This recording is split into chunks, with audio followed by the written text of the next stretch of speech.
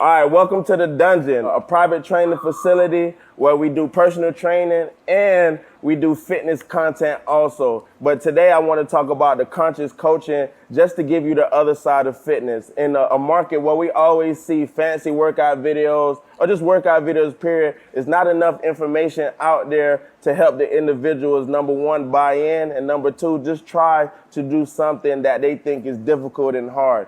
Oftentimes, if we don't have the knowledge, it's hard to apply something that we don't know. So the Conscious Coaching series will give you information on the how and the why just to get you started. No matter if you're a client trying to lose weight or gain weight, or if you're a personal trainer wanting to tap into this industry, we want to give you the information so you understand what it is behind the scenes of the fitness and the fancy looking workouts. Okay, so knowing your niche in the personal training profession. I don't want to take on a client that I cannot help if it's outside of my niche. So I don't do boxing training.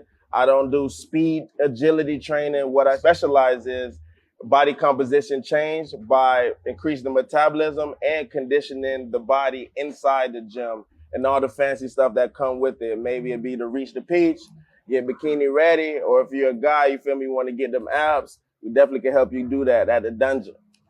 Okay, so today I want to talk about conscious coaching, and a little bit about just being a good coach where you have to be mindful. The first thing that I want to do just to get my clients to buy in. And how do I get my clients to buy in? Is just by, number one, being knowledgeable. Number two, knowing my personnel, having my niche, and understanding if I can take on the client, if I can help them.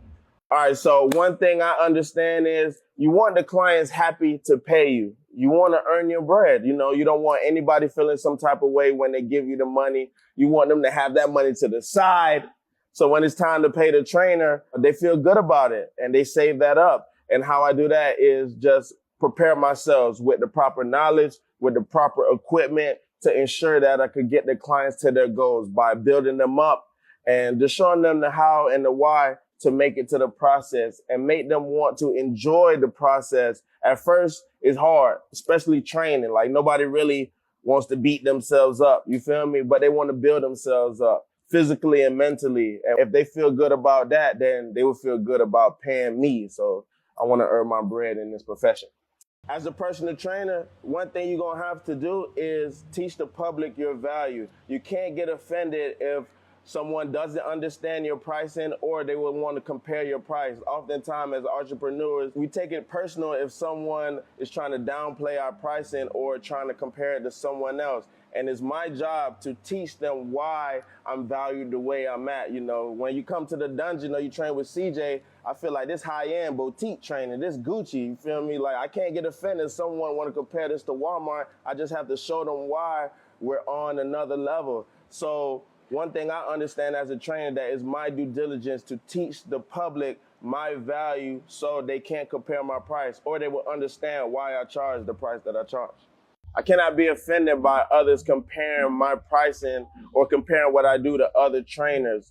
In the past, I used to take it personal when someone used to tell me that this trainer charged this much or this trainer used to allow them to do something else. It's my due diligence to make them understand that when you come train with me or you come to the Dungeon, it's a certain reason why we do things and it's not comparable. Again, I'm going to use the same reference. Individuals already know why Louis Vuitton and Gucci charge what they charge. They know the scheme behind it. So it's just my job to propel myself on a level where I can't be compared. So I'm not offended or I'm not worried if clients don't understand the value and they want to compare me to something else that they see, maybe on Instagram, maybe on Google. It's just my due diligence to portray what I do so I cannot be comparable and I cannot take what they do personal. Okay. Separating yourself in a saturated market. I have trainer friends and they ask me all the time. They're like, damn, CJ, how come you give out so much free information? It's like, if it was them, they wouldn't do it.